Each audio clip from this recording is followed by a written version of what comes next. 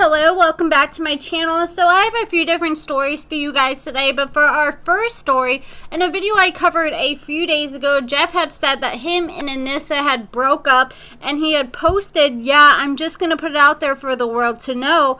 While I was at work, Anissa has been having a threesome with my brother and his wife. Haha, ain't that a B? And I gave everything I had for him. So Jeff alleged that he had moved his brother and wife halfway across the country and with him and Anissa, and him and Anissa and his brother and wife betrayed him by all sleeping together. Well, I finally talked to Anissa, and she told her side of the story, and this is what she had to say. She says, all I have to say is we broke up for good. He came home screaming that I was sleeping with Ed, which is Jeff's brother, and Tella, which is Jeff's brother's wife, a couple weeks ago. All of us did live together, and we were dumbstruck by him.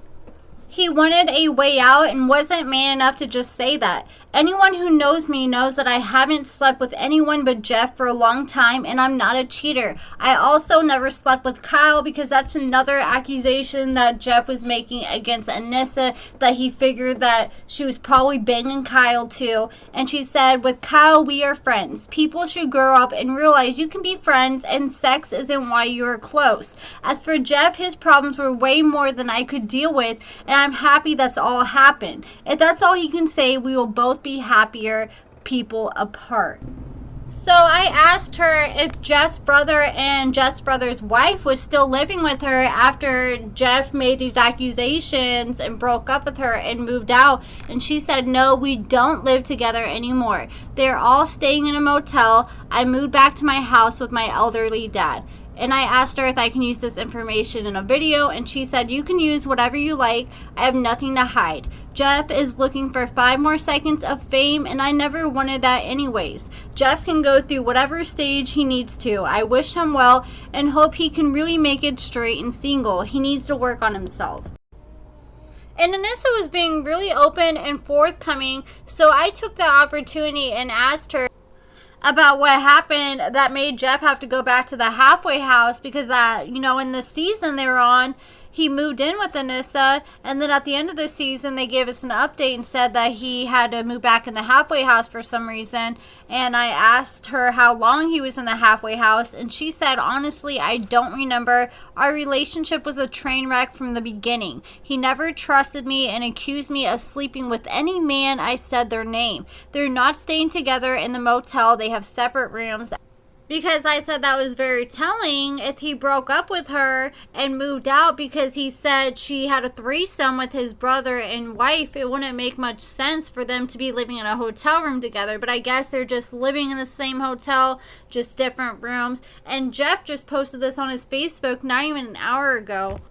There was this picture of Jeff and his brother Ed from October 20th, and someone commented, damn, you're excited to spend time with him and to find out he's in your bed while you're working. I'm sorry. And Jeff said, I gave the show up and moved from my house to a room because they didn't want them there, and after I moved 3 days after, they tell me. And then people were also commenting saying, Ed, is that the same dude that had this alleged threesome with Anissa? And he commented and said, yes. And people were saying, okay, we need to see Ed's wife now. And he sit there and showed her Facebook so people can go send hate her way. And that's still Jeff's story, claiming that's why he moved out of Anissa's place and they broke up. And that's Anissa's side of the story. She ended our conversation by saying she just wishes she would have seen some of my videos before, because I covered multiple videos of Jeff talking to other women from screenshots people had sent me. And she said that she believed him when he said he wasn't texting other women. And honestly, if I would have knew Anissa had like a private Facebook or social media, I probably would have reached out to her and gave her a heads up. But at the time, Jeff and Anissa all had joint accounts, so I didn't want to message her and then get a reply from Jeff. And for our next story, it's about Lisa. So like a month ago, Lisa was dating this guy named Todd. And then I covered in a video a few days ago, it seemed to appear that she was dating this dude named Kevin. She had pictures kissing him in bed with him, and she was tagging him in memes like, you better treat your girl right because there's 75 other people in her inbox that will. And now she says she's now engaged to this girl pictured here. She posted on Facebook and said, "Me and my fiance." She's beautiful, blessed, and she posted multiple pictures with her. I'm just as confused as you guys are. I can't keep up. It's somebody different every single week at this point. But for our next story, in yesterday's video, I had covered that Tracy, who tragically passed away, the father of her daughter she gave birth to 1 week before she passed away, and her boyfriend when she passed away, Luke, has been messaging a lot of her fans trying to get money out of them. Well, after I made my video, I had multiple other people send me screenshots, so I wanted to share them here.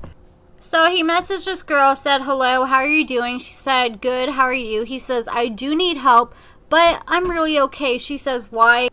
And he said, "Well, right now, as it stands, I'm going to be getting kicked out of my place on Friday, but that's really all I'm mainly concerned about, because I ain't trying to be on the streets again, but mentally, I'm good." She says, "That sucks." He says, "Yes, I don't, but I think you can be off help too.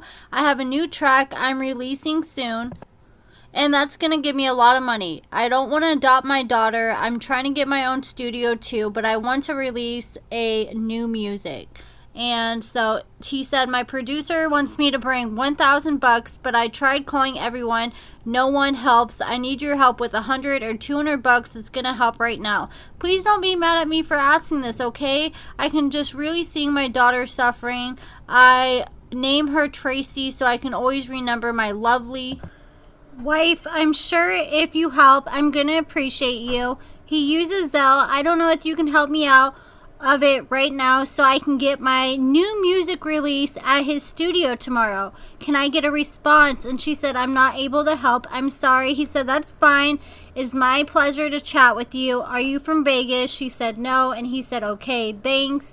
And then this is a screenshot between him and someone else.